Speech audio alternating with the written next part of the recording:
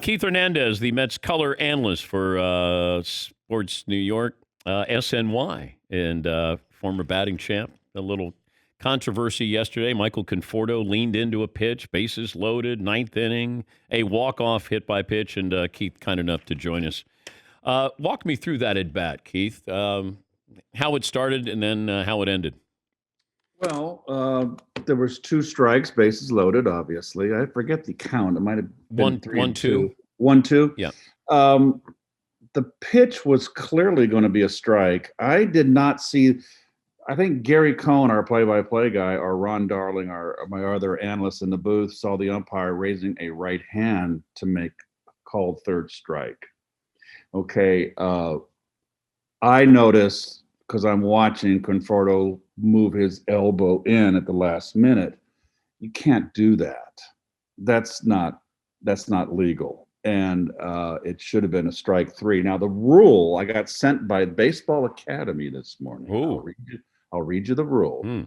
But it doesn't state, it's a little ambiguous. It's not ambiguous, it's right to the point. If the ball is in the strike zone, when it touches the batter, it shall be called a strike, whether or not the batter tries to avoid the ball. If the ball is outside the strike zone, when it touches the batter, it shall be called a ball if he makes no attempt to avoid being touched. But what it doesn't say is what's the rule about a hitter going in intentionally to get hit, whether it's out of the strike zone or in the strike zone. The pitch was a strike. So by the rule, it clearly should have been a strike 3. But besides the point, the big point is you allow all these players with this armor on their elbow. You know, I got hit in my elbow. It's no fun, and it hurts there. And you better put ice on it quick, or it's going to balloon up and you're going to miss a couple games. Fortunately, I had Ron Hunt when I was 19 years old in my first big league camp. He was my roommate, and he taught me to ice it for 24 hours overnight after you got hit on a joint. So you'll play the next day. But with the armor, you're allowing a lot of hitters, and I see it. They don't move. Moving is very rare if you see someone move into the ball, but they don't move. So the ball's inside 6 and 7 inches. They don't attempt to get out of the way, and that's perfectly legal not to move. But you cannot intentionally go in to get hit by a pitch, and it was very clear on the replay. Now, the second base umpire has the view too, has a good view, the opposite view of the home plate umpire. He could have overruled. Now, I thought Gary Cohn made a great call because we got a list of calls that can be challengeable and what calls can be. Gary knew right away that a hit by pitch is challengeable, but that wasn't the call. Okay? I know. You can challenge. Mattingly can challenge. He got hit by a pitch. Yeah. But you can't. It's an umpire's judgment whether the hitter moved deliberately to get hit. But it was apparent the pitch was a strike. And so the umpire behind the plate, Ron Culpa, blew the call. If he was raising his right arm to call it a strike, then by the rule we just read, that's strike 3. Do you have a problem with what Conforto did? Yes, I do.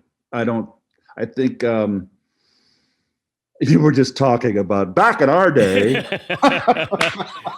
But he's helping his team win, though, Keith. Like whatever it takes. I don't have any problem with it because it's up to the umpire to police the game. Guys cheat all the time.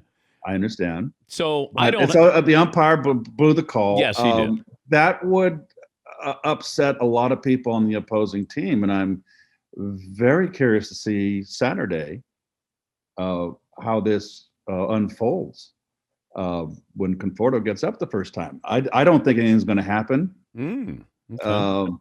but I know that Steve Carlton told me a great story about Ron Hunt, and he got hit he had the body armor, and Carlton said I was winning 5-6-0 in the 8th inning, and Hunt was leading off, and he said, I know he's going to foul off 8 pitches. So I just hit him on the first pitch and and let him go to first base. So I didn't spend any bullets, which I thought was just hilarious. Yeah. So Because Ron got hit over 200 times in his career. He was the all-time leader. Yes. Did Biggio end up passing him? I don't know. Or Don Baylor was up there too? Don got hit a lot also, and there was no body armor in those days for Don. So anyway. Are you okay if the Marlins hit Conforto on Saturday? Am I okay with it? Yeah. I would be okay with it, and we'll see if there's a brawl. I don't know. I'm sure umpires will. I don't know how it's going to happen. I just don't think it's going to happen in today's game. I don't think it's going to happen. It was wild yesterday because I'm watching and I'm going, and I was right there with you and Ron. I didn't know what the rule was. I thought, well, just check replay. And then you could only check replay to see if he got hit. But, Ron Culpa had already made his call. So he could have been overruled, the second base umpire or the first. But how much time had to elapse, though, Keith, before he could do it? Because the Mets are celebrating. They conferred. Yeah. And the first base umpire is not going to have a view because Conforto's back to him. Second base has the best view, and third base could have made the call as well. But I just think umpires are regulated so much, Dan, and I think that to me, they're looking over their shoulder so much that they are petrified sometimes to make a call because they're observed. And can you feed your cat, Keith? What's wrong with Haji's the pain in the neck. He's a Marlins fan. He loves seafood. He loves fish. Yes. Right. So I just think there was one time in my career where we had a lot of good umpires in the National League, but we had a handful of bad ones.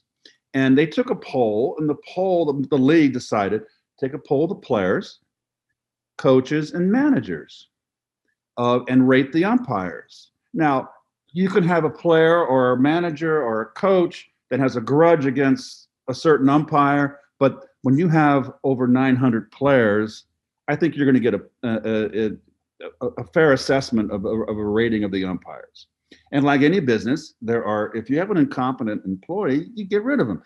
Hire competent umpires, and I think there's a lot of them out there, but there's always a scattering of bad ones. Weed them out. And I also feel that you need umpires have got to have the courage of their convictions. And I think with today's game, with the challenges and the instant replay, number one, it's a crutch for the umpires. If I'm doing my job, I don't want to be overruled. I'd be embarrassed if I made a bad call inconsistently.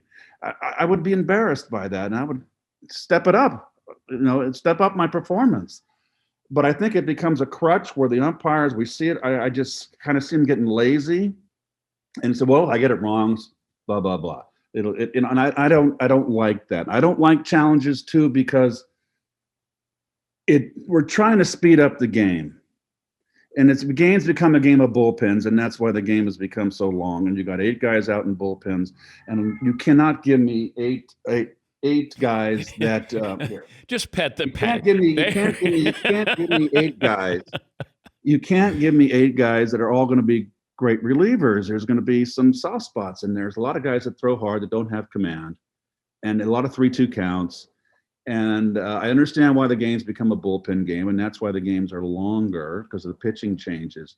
So who wants to have the challenge? I mean, I can tell you how many games, Dan, where it's the final play at the plate and the runner's safe and it's challenged, and you got to wait, 3-4 minutes for the game to be officially over? I just hate that. It used to be instant replay. Remember when we were growing up? Now it's just replay because it takes forever with replay. We're talking to Keith Hernandez and his cat, Haji. Haji is needy, man. He is one of he's like a dog. You He's like guys have following me the around the same house. kind of hair color, by the way. Very good. Hey, I was talking to Jeff Pearlman, and he wrote a book on the 86 Mets. He wrote a book on Showtime Lakers. Showtime Lakers going to HBO, and they're going to make a series out of it. Do you think that they would ever do like a mid-'80s Mets, kind of series, like TV series? Oh, a TV series. Yeah. Oh God, I don't know. I know that ESPN's is doing a big documentary on the '86. I was interviewed 2 winters ago, and they're doing one of those, a 2020 or whatever it is, 30, like that. 30 for 30, 30. 30. Yeah, they're going to have a thing on the '86 Mets, which I'm kind of looking forward to. But you could make a TV series out of the 86 Mets. You can do it on the Bronx Zoo too in the '70s. Yeah. Yeah. Well, I wasn't around the Bronx Zoo. I was around the 86 Mets, and, man, you guys led the How league. old are you, Dan? You're my age, aren't you? Going to be 65. Yeah, I'm only 2 years older than you. Yeah. Yeah. You were around. We were aware of what the Bronx Zoo was about. Yeah. But I wasn't around it. I was around you guys. Like, So you can draw Social Security now. How about you? Look at you. I know. I'm getting up there. I got to get me a cat, too. I got to... yeah, sure. Make that work here. The Mets continue their series against the Marlins tomorrow at Citi Field. Jacob deGrom, oh, no. He's going to go probably 6 quality innings, give up 1 run, 4 hits, no decision, or lose the game, Keith. Well, it's incredible that he doesn't get a lot of runs. And it's been kind of like when I was a kid growing up in San Francisco, it was Gaylord Perry. Gaylord Perry was the hard luck pitcher for the Giants. Always lose 2-1, 3-2, lose those close games. And deGrom has taken it to a new level. I think a lot of it had to do with the COVID outbreak on the Nationals. He was supposed to pitch the real opening day, and he got put back. And they didn't know if they were going to play the next day or the next day, so he couldn't do his sideline. So they made a decision on not pitches, just 6 innings. And I disagree. I miss the pitchers going 9 innings. But you get these guys. Nolan Ryan didn't get a lot of support, and they said, well, his players got bored because it was either a strikeout or a walk when Nolan was on the mound. Sid Fernandez, it felt like, had a no-hitter through 5 innings every time I saw him pitch for the Mets. There are just certain pitchers who don't get off. I don't know how you explain it, that they don't get run support. You know what it was when we were on the road, or it was getaway day? It was like we didn't want Sid pitching getaway day. we wanted Doc out there, get on that airplane and get to the next town. Sid was going to take forever. Well, he got a lot of swings and misses. Oh, he did. He got as many swings and misses as anybody I remember. If you look at like per pitch, how many swings and misses? Sid Fernandez got a ton of those, man. Yes, he had 200 strikeouts, a lot of more than a few times in his career. He was, and he was fun to watch pitch because he was just so unusual. His stuff, his physique. It doesn't matter. That's the beauty of baseball. I know. Well, look at Schilling. He had one of the worst bodies, and he was a great pitcher. And you don't have to be 6'4", or you can be like Freddie Patek. We're not being contemporary here. No. All the players today are 6'5" and 6'6". I mean, they're just. I'm 6 feet tall, and I feel like I'm dwarfed by them. Yeah, yeah. Hey, it's great to talk to you. Have fun. My best to Ronnie, and hopefully you have a little bit of drama on Saturday. Not too much drama on Saturday. Yep. And, we'll see. And feed Haji, okay? I did. I'll feed him again. All just right. for you. Thank you, Keith. That's all right. Good to see you, Dan. Keith Hernandez.